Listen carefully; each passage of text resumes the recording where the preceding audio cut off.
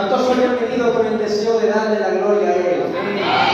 ¿Cuántos hoy han venido con un corazón dispuesto a que sea la palabra de Dios quien hable? Yo siempre lo digo, una palabra de Dios te cambia la vida. Una palabra de Dios te transforma. Una palabra de Dios te pasa de la muerte más absoluta a la vida más sublime. Amén. Yo creo que Dios puede obrar en esta tarde por medio de su palabra. Amén. Por eso es necesario que en esta tarde tengas tu oído y tu corazón totalmente presto a lo que sale desde aquí. Por dos motivos. Uno, nuestro hermano David acaba de decirlo perfectamente. Porque yo puedo equivocarme, la palabra no. Yo, José, se puede equivocar y usted debe estar atento por si lo hago, saber que yo estoy engañado y que me he equivocado para no ponerlo por obra. Y segundo, porque dice Santiago que el que escucha la palabra y no la pone por obra es semejante al hombre que mirándose al espejo al instante ha olvidado su rostro. Amén. Por eso es importante que en esta tarde tengamos nuestros oídos y nuestro corazón presto a lo que Dios nos quiere decir. Amén. En esta tarde el mensaje que Dios ponía en mi corazón no es nada espléndido, no voy a descubrir ninguna maravilla oculta. Creo que es un mensaje bastante práctico, un mensaje que yo creo que se necesita, ¿de acuerdo? De hecho, el título de la predicación más simple no puede ser: aprendiendo a servir. Amén. ¿Cuántos quieren aprender a servir? Amén. Bendito sea su nombre. Voy a leer varios pasajes, así que no hace falta que se levanten, ¿de acuerdo? Pero presten mucha atención a lo que la palabra dice, ¿de acuerdo? El primero que voy a leer se encuentra en la carta a los Romanos, capítulo 12, versículo 12. Y leo la palabra en el nombre del Padre, del Hijo y del Espíritu Santo. Amén. Gozoso en lo que requiere diligencia, no perezosos, fervientes en espíritu, sirviendo al Señor. Amén. Amén. El siguiente se encuentra en la carta a los Filipenses, capítulo 2 y versículo 1 en adelante. Y que por tanto, si sienten algún estímulo en su unión con Cristo, ¿cuántos están unidos con Cristo? Amén. Amén. Algún consuelo en su amor, algún compañerismo en espíritu, algún afecto entrañable, llénenme de alegría teniendo un mismo parecer, un mismo amor, unidos en alma y pensamiento. No hagan nada por egoísmo o vanidad, más bien con humildad consideren a los demás como superiores a ustedes mismos. Cada uno debe velar no solo por sus propios intereses, sino también por los intereses de los demás. La actitud de ustedes debe ser como la de Cristo Jesús, quien siendo por naturaleza Dios, no consideró el ser igual a Dios como algo a que apenarse. Por el contrario, se rebajó voluntariamente, tomando la naturaleza de siervo, haciéndose semejante a los seres humanos, y al manifestarse como hombre, se humilló a sí mismo y se hizo obediente hasta la muerte y muerte de cruz. Amén. Amén. Y el último texto se encuentra en la carta de Tito, capítulo 3. Recuérdales a todos que deben mostrarse obedientes y sumisos ante los gobernantes y autoridades.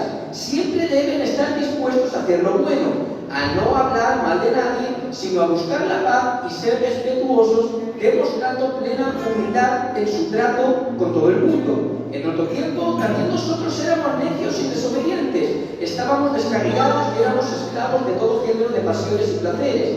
Vivíamos en la malicia y en la envidia, éramos detestables y nos odiábamos unos a otros, pero cuando se manifestó la bondad y el amor de Dios nuestro Salvador, Él nos salvó, no por nuestras propias obras de justicia, sino por su misericordia. ¿Cuánto dar un fuerte aplauso a la palabra de Dios? Voy a pedir a todo el mundo que presente la mano de Señor. Señor Dios y Padre de la misericordia, gracias te damos, Dios mío, por este maravilloso día y por este culto que estamos teniendo en tu nombre, Padre. Ahora te pido y te presento a tu siervo, Padre. Tu palabra ha sido leída, Dios mío, que ya por sí es bendita, Padre. Amén. Te pido, Dios mío, que te sirva de él como un instrumento útil para transmitir a nuestra vida lo que tú quieres en esta tarde, Señor. Gracias te damos, Dios del cielo y Padre de la vida, en el nombre de Jesús. Amén. Bendito sea el nombre de Dios. Yo creo, hermanos, que la Biblia, porque la Biblia sí lo muestra, que el pecado es pecado. Lo pintes de verde, lo pintes de azul o de blanco. Porque a veces ese es un error que cometemos, intentar blanquear el pecado. Lo que la Biblia dice es que no hay pecado más grave que otro. Para Dios, ante su justicia, es igual de culpable el asesino que el chismoso. Ante nuestros ojos no parece así, pero como digo, ante su santa y perfecta justicia, porque la justicia de Dios es perfecta.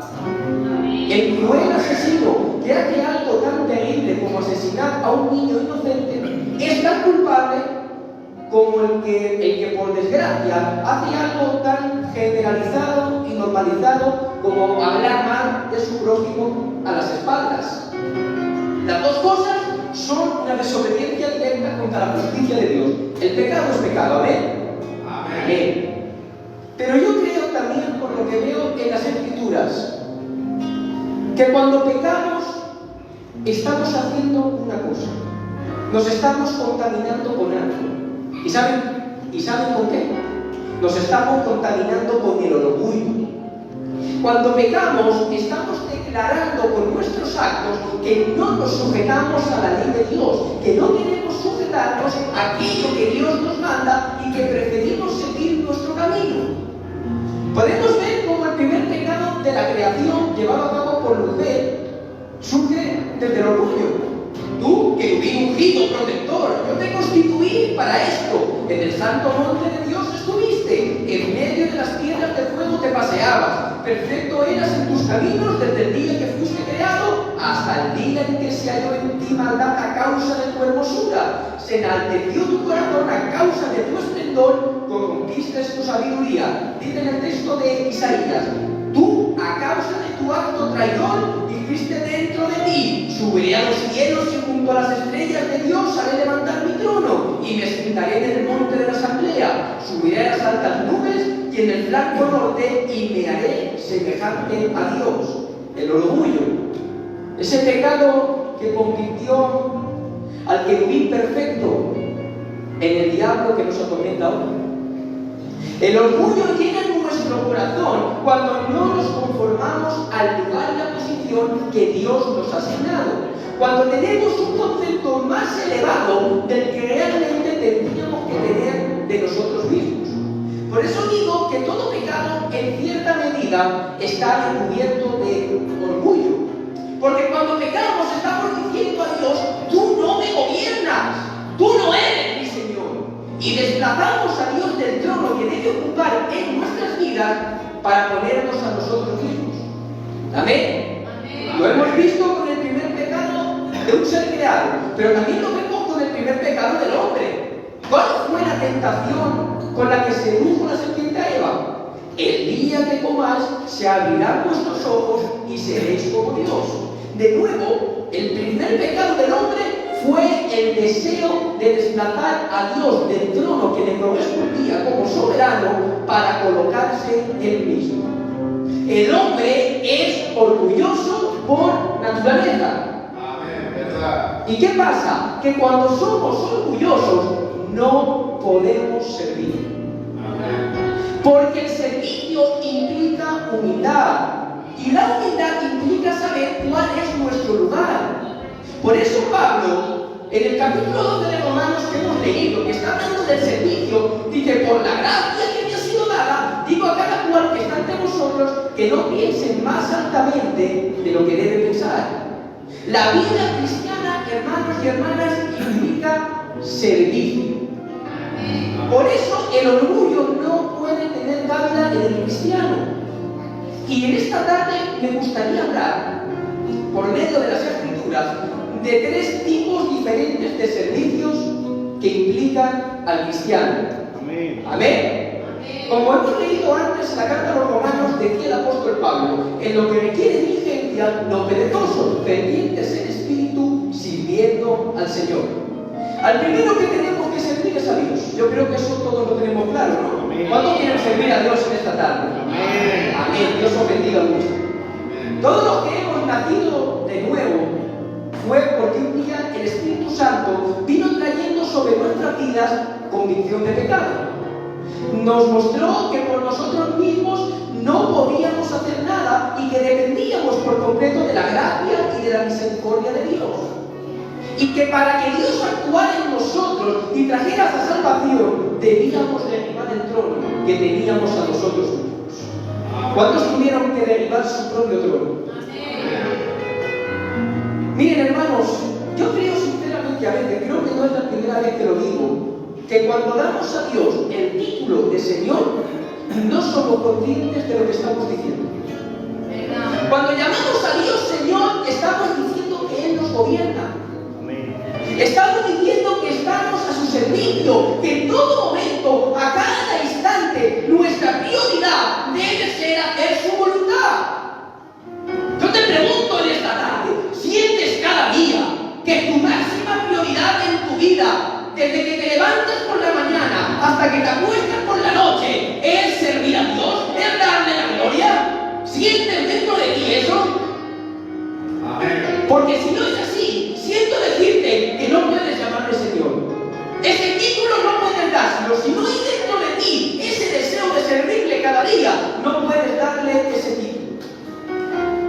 El cristiano, aquel que ha nacido de nuevo, tiene que tener un anhelo constante por servir a Dios. Constantemente, ya sea que esté en su casa, en el trabajo, en la calle, en la iglesia, su máxima prioridad, su máximo anhelo, su máximo deseo debe ser servir a Dios, debe ser buscar su voluntad. Amén. ¿Cuántos quieren buscar la voluntad de Dios? Amén. Y decía el apóstol Pablo que el servicio debe ser diligente. Un sinónimo de la palabra diligente es activo. El servicio de Dios, el servicio del cristiano hacia Dios debe ser activo, debe ser constante. Un cristiano que no es constantemente activo en el servicio a Dios es un cristiano que no conoce su lugar. Es un cristiano que no está valorando lo que Dios ha hecho en él. Porque el que valora lo que Dios ha hecho por él no va a desear otra cosa que servirle. Amén.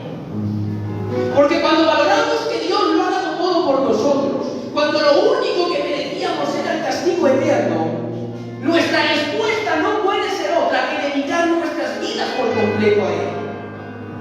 Dedica tu vida a Dios. Trabaja activamente para Él. Y me llama mucho la atención que el apóstol Pablo sigue hablando y dice, no siendo perezosos. Pocas cosas dan más repulsión que un cristiano perezoso.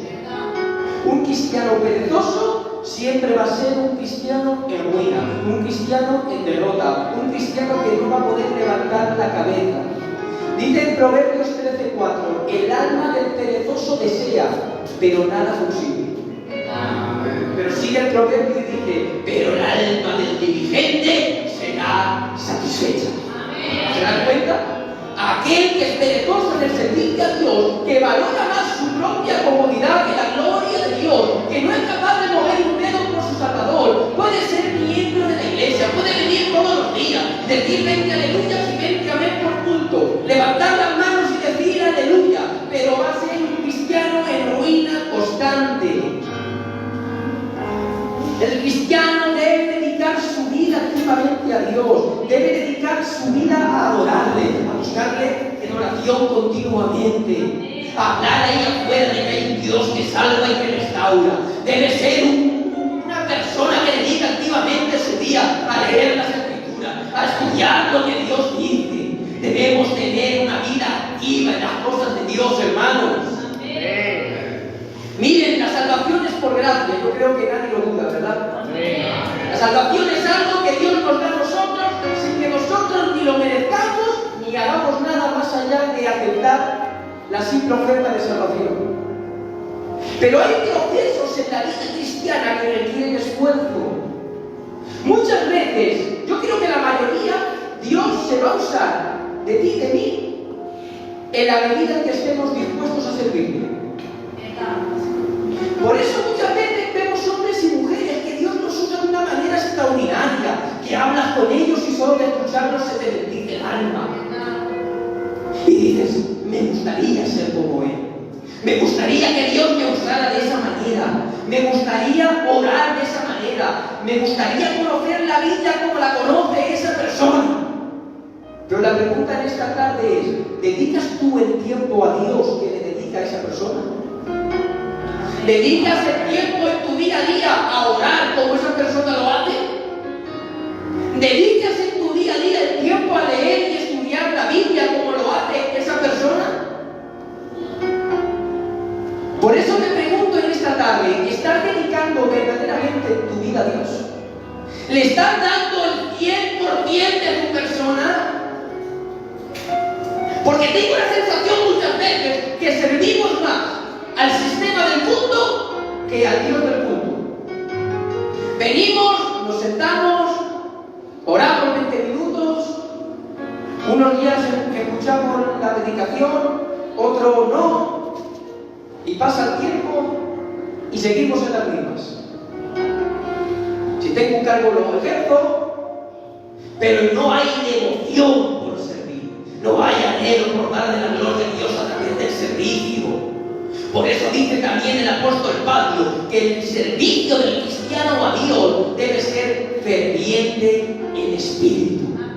Amén. Debe haber en nosotros un anhelo profundo por servirle, que te levantes cada mañana y digas: hoy voy a darte la gloria, haga lo que haga, que estés en la calle, que estés en el trabajo y el corazón te arda por hablar a las personas de ahí fuera, que hay un Dios que salva, que restaura, que limpia y que salva, que estés aquí en el culto y tengas un anhelo por darle la gloria, que ya sea que estés ahí sentado, que ya sea que toques la batería, que cantes, que toques la guitarra, que pases la ofrenda, que ya sea que prediques, que digas: hoy te voy a dar la gloria.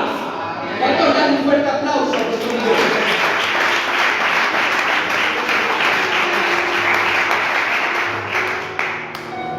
Bendito sea su nombre.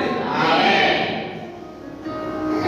Pero resulta que no solo tenemos la obligación de servir a Dios, porque quien sirva al rey también sirva a la reina. Amén. Tenemos la obligación de servir en la iglesia. ¿Saben que muchas veces asociamos el servicio en la iglesia con el cargo? Pero su servicio a la iglesia va mucho más allá de un mero cargo. Vamos a aclarar algo que llevo diciendo primeramente, yo creo que desde el principio, que es acerca del orgullo. Porque como he dicho antes, todo servicio implica dejar a un lado el orgullo. ¿Amén? Amén.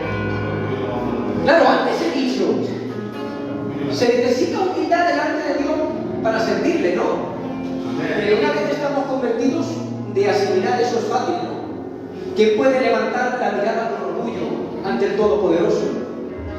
¿Verdad? Es fácil de decir, ¿no? Yo le digo a usted, ten humildad delante de Dios. Y me dirás: vale, tengo que hacerlo, puedo hacerlo. Pero lo que el apóstol Pablo dice aquí, a veces rompe un poco los esquemas. Con humildad, considere a los demás como superiores a ustedes mismos. Amén. Como decía, yo te digo, mira a Dios con humildad sabiendo que es más grande que tú y lo entiendes y lo haces. Pero yo te digo, trata a tu hermano y a tu hermana como si fueran más grandes que tú. Ahí ya no lo pensamos a veces, ¿verdad? Porque nuestra actitud aquí en Rosales, y lo digo de todo corazón, que si de algo podemos presumir, es de unido. Amén. Porque aquí en Rosales hay una iglesia unida en Cristo. Amén. Amén. Ah. Digo que aquí en Rosales hay una iglesia unida en el amor de Cristo. Amén. Pero la actitud que el hombre suele tomar es muy contraria. La actitud del hombre suele ser primero yo y luego los demás. Hay otros más espléndidos y dicen yo y mis colegas y después los demás. Pero la palabra de Dios dice no, que el verdadero servicio es aquel que se hace desde la humildad, porque nunca vas a servir a quien consideras inferior a ti. Miren, en la antigüedad había diferentes rangos de esclavos, ¿de acuerdo? A menor era el rango del esclavo, hacían los trabajos más deshonestos, los que menos honor tenían, ¿de acuerdo? No quiero ustedes pecados. Y también, en la antigüedad, pues no tenían las calles con pavimentos y con aceras como las tenemos nosotros. Eran calles pues llenas de polvo, con perdón llenas de suciedad. Amén. Amén. ¿Qué pasaba? Al tener las calles así, cuando alguien pasaba todo el día fuera de su casa, lo más normal, porque ojo, tampoco tenían las Nike y las Adidas que tenemos nosotros ahora, ¿no? Claro, cuando pasaban todo el día fuera de su casa y llegaban, con perdón, pues los pies estaban sucios.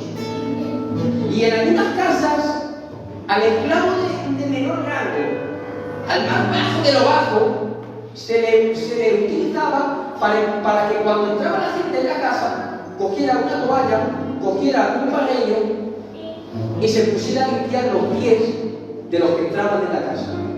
Ese, en la antigüedad, era el esclavo que estaba, como digo, en lo más bajo de lo bajo. Pues ¿saben qué dice la palabra? Dice que nuestro Señor Jesucristo va a cenar con los apóstoles, con los discípulos en aquel entonces. No hay que les lave los pies, ahí no había ningún esclavo que les lavara los pies. Y dice que nuestro Señor Jesucristo ha hecho algo muy curioso. Se ha dado una toalla a su cintura. Ha cogido un pañuelo y lo ha llenado con agua. Y se ha puesto a limpiar los pies de los discípulos uno por uno. ¿Somos conscientes de esto? Amén. El Dios eterno de la gloria, porque Cristo es Dios sobre todas las cosas. Amén. Digo que Cristo es Dios sobre todas las cosas. Amén. El Dios eterno de la gloria, el creador del universo, se sobasa hasta lo más bajo y se pone a hacer el servicio más humilde que había. Porque, ojo, la verdadera grandeza no está en el lugar que ocupas, sino en saber siempre quién eres. Amén. Cristo podía estar haciendo el trabajo del esclavo más humilde, pero él sabía que seguía siendo Dios sobre todas las cosas. No pierdas tu identidad creyendo que eres algo que no eres. Lo vuelvo a decir. No pierdas tu identidad creyendo que eres algo que no eres. Amén. Porque puedes llevar 50 años convertido, puedes ocupar un cargo, puedes incluso predicar, pero no dejas de ser alguien que un día fue arrancado de las mismísimas llamas del infierno. Amén. Por la gracia y la misericordia de Dios. Amén. Al igual, exactamente igual que el que lleva una semana convertido, el que no ocupa ningún cargo, que el que se sienta en la última silla y a veces incluso desapercibido. Amén. ¿Somos conscientes de eso, hermanos? Amén. Por eso mi consejo es que apaguemos las largas.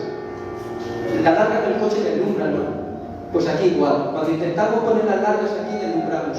Que aquí no estamos para deslumbrar a nadie. Amén. Amén. Mejor pongamos las cortas y seamos luz en medio de las tinieblas de los demás. Amén. Por eso mi Cristo no tenía reparos en hacer eso. Ustedes me llaman maestro y señor y lo soy. Pues si yo, el Señor y el maestro, les he lavado los pies, también vosotros deben lavarse los unos a los otros. Ciertamente les aseguro que ningún siervo es más grande que su Señor, ni ningún mensajero más grande que el que lo envió. Si Cristo lo que le estaba diciendo es, si yo que verdaderamente soy el grande, que yo que verdaderamente no hay nadie por encima mía, me he humillado y os he lavado los pies, ¿cuánto no más vais a tener que hacer vosotros? Amén. Por eso también decía Pablo, haya pues en vosotros este sentir que hubo en Cristo Jesús, que siendo igual a Dios, no tuvo el ser igual a Dios como cosa que aferrarse, sino que se despojó a sí mismo, tomando forma de siervo, haciéndose semejante a los hombres, se humilló a sí mismo, haciéndose obediente hasta la muerte y muerte de cruz. Cuando tu modelo a seguir en el servicio sea Cristo, no vas a poder ser orgulloso. Porque verás la grandeza de Cristo y a la vez verás su humildad en el servicio. Y dirás, ¿quién? Que es el Rey de toda gloria, que es el Dios sobre todas las cosas, es capaz de humillarse y servir. ¿Cómo no voy a hacerlo yo? Amén. Vamos a dar un fuerte aplauso a nuestro Dios.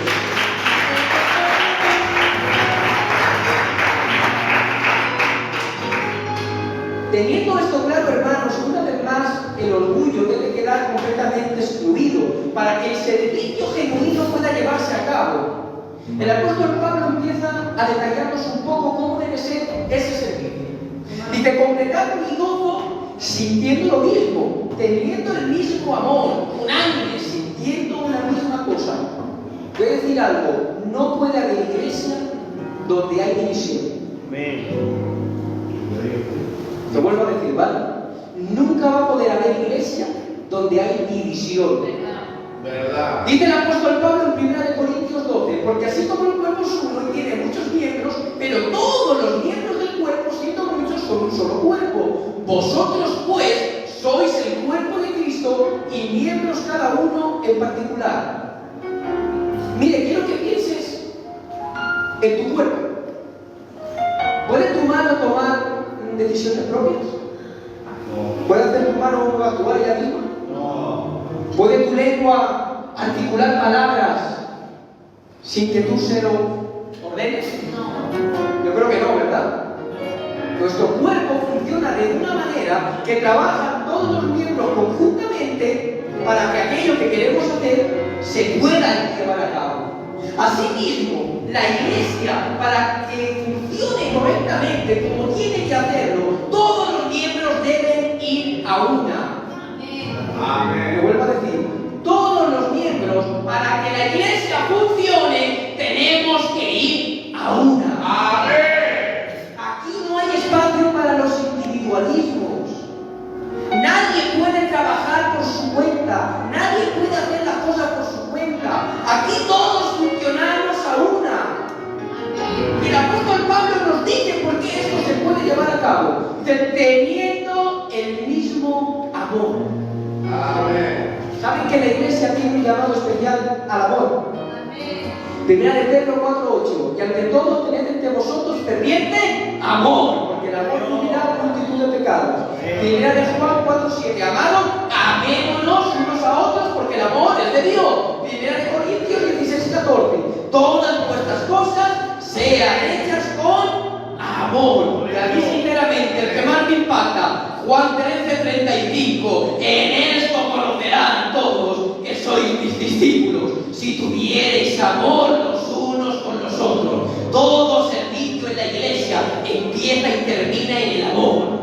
Amén. No hay servicio en la iglesia que se pueda llevar a cabo sin amor, porque nunca vas a anteponer a ti mismo a alguien que no amas. Porque Pablo da otro detalle muy curioso. Dice: cada uno debe velar, dice, no solo por sus propios intereses, sino también por los intereses de los demás. Esto es algo que a veces cuesta mucho de encajar. Pero el servicio aquí en la iglesia implica una cosa muy curiosa: que tu problema se convierte en el mío. Amén. Y mi problema se convierte en el tuyo. Sinceramente, si cuando ves un hermano de la iglesia no te conmueves a echarle la mano y convertir ese problema también en tuyo, deberías analizar si verdaderamente has nacido de nuevo. Dice Santiago: hermanos míos, ¿de qué sirve a uno alegar que tiene fe si no tiene obras? ¿Acaso podrá salvarnos a fe? Supongamos que hay un hermano o una hermana que no tienen con qué vestirse y carecen de alimento diario. Y uno de ustedes le dice que les vaya bien, abríguense y coman hasta saciarse, pero no les dan lo necesario para el cuerpo. ¿De qué servirá eso? Así pues, la fe sin obras es muerta. Déjame decirte que si ves a tu hermano de la iglesia pasando necesidades, que si ves a tu hermano de la iglesia que necesita que le tiendas la mano y no se te conmueve el corazón y vas a ayudarlo, deberías valorar si la fe que sigues es verdaderamente genuina. Amén. Es que sigue Pablo y dice: no hagan nada por egoísmo y tampoco por vanidad. Como hombres, yo creo que ninguno podemos negar que nos gustan los aplausos y los primeros lugares, ¿verdad? Aquí en la mano dulce, ¿no? Claro. Pero aquí dentro no hay lugar para el ego. Cuando nos envanecemos en nuestro servicio es porque todavía no hemos entendido nada. Porque da igual que te sientas el más antigón, da igual que seas el número 1, aquí tienes que rebajar tu ego. Porque aquí si somos algo, aquí si conseguimos hacer algo, es porque un día Él nos miró con su gracia y misericordia. Amén. Aquí no hay lugar para las estrellitas. Las estrellitas a ti. Aquí hay hermanos y hermanas en Cristo. ¿Cuántos son hermanos y hermanas en Cristo? Y cuando hemos entendido todo esto, que aquí el orgullo se queda en la puerta, que el amor debe reinar en nosotros, y que el problema de uno es el problema de todos, es cuando verdaderamente vamos a poder llevar a cabo el servicio aquí. Yo te pregunto en esta tarde, ¿eres parte de la iglesia? Empieza a servir a quien tienes a tu lado. Invierte tiempo en orar por tus hermanos de la iglesia. Invierte tiempo en preocuparte por los problemas de los demás. Invierte tiempo en animar al caído, en restaurar a aquel que ha caído. Invierte tiempo en corregir con amor a tus hermanos cuando no hagan lo correcto. Y eso, hermanos, es servir a la iglesia. ¿Cuántos van a servir a la iglesia? Y el último punto, y les prometo que va rápido. En el último versículo que hemos leído, que era en la carta de Tito, el apóstol nos señala el tercer servicio, el servicio al mundo. Recuérdales que se sujeten a los gobernantes, autoridades, que obedezcan, que estén dispuestos a toda buena obra, que a nadie difamen, que no sean pendencieros sino amables, mostrando toda mansedumbre para con los hombres. Pero igual que en los otros servicios debemos hacernos una pregunta: ¿por qué? ¿Vale? ¿Servimos a Dios porque nos ha redimido? ¿Servimos en la iglesia porque los que la conformamos somos hermanos y hermanas en Cristo? ¿Pero por qué tengo que servir al mundo? Y Pablo en este pasaje y en otro nos da el porqué. El primero se repite, otra vez el orgullo. En otro tiempo también nosotros éramos necios y desobedientes, estábamos descarriados y éramos esclavos de todo género de pasiones y placeres. Vivíamos en la malicia y en la envidia, éramos detestables y nos odiábamos unos a otros. Pero cuando se manifestaron la bondad y el amor de Dios, nuestro Salvador, Él nos salvó. Lo vuelvo a repetir, nuevamente se vuelve a repetir la constante. Tenemos que servir al mundo por humildad. ¿Saben? Hay una frase secular que se dice mucho cuando alguien ha ido desde lo más bajo hasta lo más alto, y es: nunca olvides de dónde vienes. Amén. Porque cuando olvidamos de dónde venimos, cometemos el terrible acto de vanidad, de mirar a los demás, o por lo menos a los que consideramos que están por debajo de nuestros hombros. Y empezamos a mirar a la gente de ahí afuera como seres inferiores, a los que a veces no queremos tocar ni con un palo. Y por desgracia nos olvidamos que hubo un día donde nosotros estábamos en esa misma condición. Nos olvidamos que hubo un día que nosotros también mentíamos, engañábamos, estafábamos, pero de acuerdo, porque todos sabemos lo que había ahí afuera. Y nos olvidamos de algo más importante todavía, y es que si salimos de esa condición y hoy estamos aquí dando la gloria a Él, no es por nada que nosotros hiciéramos. No fue por tus fuerzas, no fue por las mías, fue porque un día, como he dicho antes, Él nos miró con ojos de misericordia. Amén. Por eso no tenemos nada de lo que sentirnos orgullosos. Cuando tenemos esto presente, nuestro corazón no va a ser altivo ante el mundo, sino humilde. Y vamos a tener presente siempre que si un día Dios nos miró a nosotros con ojos de misericordia y nos salvó, puede salvar a cualquiera que se encuentre fuera. ¿Cuántos creen esto? Amén. ¿Cuántos creen que Dios es un Dios que salva? Amén. ¿Cuántos creen que Dios es un Dios que restaura? Amén. Y el segundo motivo, y les prometo que estoy acabando, nos lo relata Pablo en 2 Corintios 5:18. Todo esto proviene de Dios, quien por medio de Cristo nos reconcilió consigo mismo y nos dio el ministerio de la reconciliación. Te pregunto en esta tarde, ¿has sido reconciliado con Dios? Amén. Ay, Señor. ¿Has sido reconciliado con Dios? Amén. Pues Dios te ha dado un ministerio.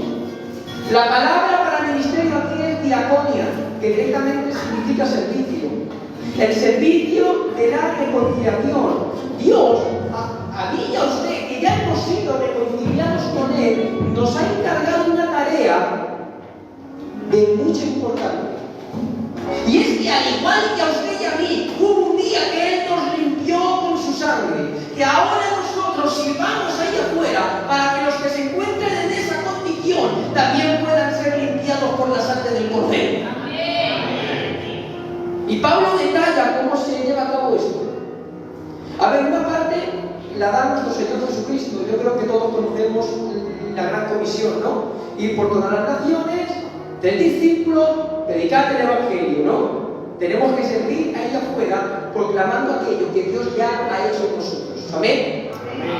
Pero el servicio del que habla Pablo aquí me impacta mucho. Que deben mostrarse obedientes y sumisos ante los gobernantes y las autoridades. Siempre deben estar dispuestos a hacer lo bueno, a no hablar mal de nadie, sino a buscar la paz y ser respetuosos, demostrando plena humildad en su trato con todo el mundo. Tienes una responsabilidad de servir allá afuera con tu testimonio. Dice Pablo en otro pasaje: vosotros sois cartas escritas. Amén. A mí ya saben que me gusta mucho leer. Y cuando leo un libro, lo que pone en ese libro, a mí me está relatando el pensamiento del escritor. Yo cuando leo el libro, yo sé lo que el escritor piensa, porque me lo está relatando. Amén. Cuando sales allá afuera, eres una carta escrita por Dios.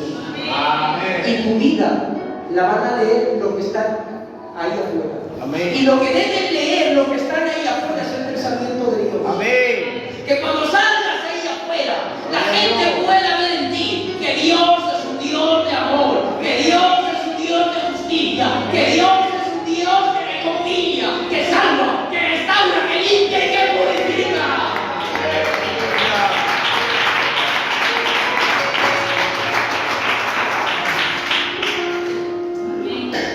Vamos a Dios, hermanos míos, con toda nuestra alma, con todo nuestro corazón.